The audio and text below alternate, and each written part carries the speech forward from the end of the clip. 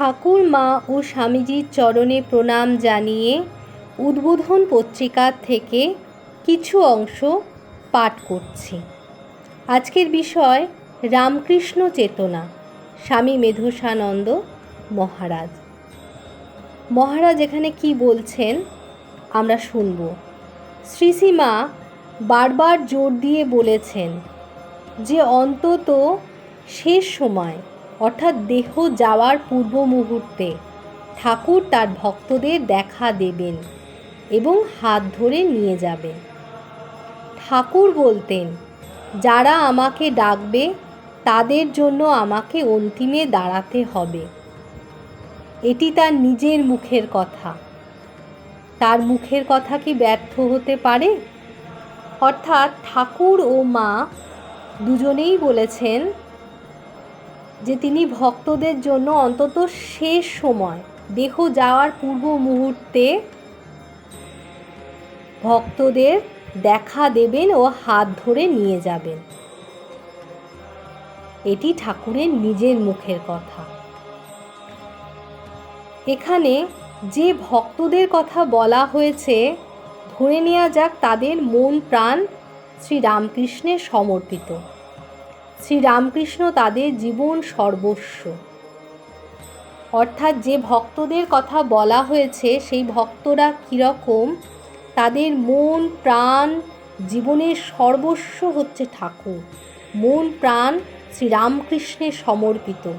শ্রীরামকৃষ্ণ তাদের জীবনের সর্বস্ব, ঠাকুর হচ্ছে তাদের জীবনের সর্বস্ব। সেই রকম ভক্তদের কথা বলা হয়েছে।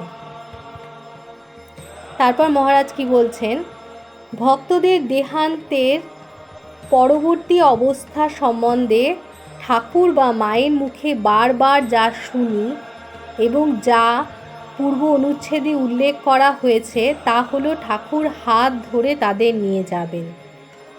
এখন প্রশ্ন হলো, ঠাকুর বাস্তবিক যে দেহান্তে প্রকৃত ভক্তদের সামনে এসে দাঁড়ান এবং হাত ধরে নিয়ে যান, এর উদাহরণ প্রচুর। অর্থাৎ এমন উদাহরণ আমরা প্রচুর দেখতে পাই। তার মধ্যে একটি উদাহরণ সম্বন্ধে আজকে আমরা জানব মহারাজের কাছ থেকে। মহারাজ কি বলছেন আমরা এবার শুনি।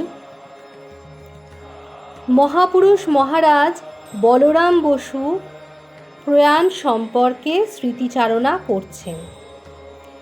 দেহত্যাগের দুদিন আগের থেকে বলরাম বাবু আত্মীয় স্বজনদের কাউকে কাছে আসতে দিতেন না, আমাদেরই কেবল দেখতে চাইতেন।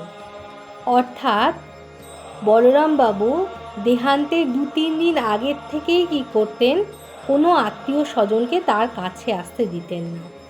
আর কি করতেন মহারাজ বলছেন, যতটুকু কথাবার্তা বলতেন তা খালি ঠাকুর সম্বন্ধে। যেটুকু কথাবার্তা বলতেন বলরামবাবু ঠাকুর সম্বন্ধেই বলতেন। বলরামবাবুর স্ত্রী শোকে মুহ্যমান হয়ে গোলাপ মা, যোগিন মা প্রভৃতির সঙ্গে অন্দরমহলে বসে আছেন। এমন সময় বলরামবাবুর স্ত্রী আকাশের গায়ে একখণ্ড কালো মেঘের মতো দেখতে পেলেন। এবার বলরামবাবু স্ত্রী আকাশের গায়ে কি দেখতে পেলেন, একখণ্ড কালো মেঘের মতো দেখতে পেলেন। তারপর কি বলছেন আমরা শুনব। পরে ওই মেঘ ঘনীভূত হয়ে ক্রমে নিচে নেমে আসতে লাগলো এবং একটি রথের আকার ধারণ করে বলরাম মন্দিরের ছাদের ওপর নামল। ওই রথের ভেতর হতে ঠাকুর নেমে এসে বলরামবাবু যে ঘরে ছিলেন সেই দিকে গেলেন এবং খানিক পরেই বলরামবাবুর হাত ধরে রথে এসে বসলেন। তখন সেই রথ ঊর্ধ্বে উঠে শূন্যে বিলীন হয়ে গেল। অর্থাৎ বলরামবাবুর স্ত্রী কি দেখলেন, যে আকাশের গায়ে একখণ্ড কালো মেঘের মতো দেখতে পেলেন। তারপর মেঘটি ঘনীভূত হয়ে ক্রমে নিচের দিকে নেমে আসতে লাগলো, এসে একটি রথের আকার ধারণ করে বলরাম মন্দিরের ছাদের ওপর সেই রথটি নামল। ওই রথের ভেতর হতে ঠাকুর নেমে এলেন। নেমে এসে বলরামবাবু যে ঘরে ছিলেন ঠাকুর সেদিকে গেলেন।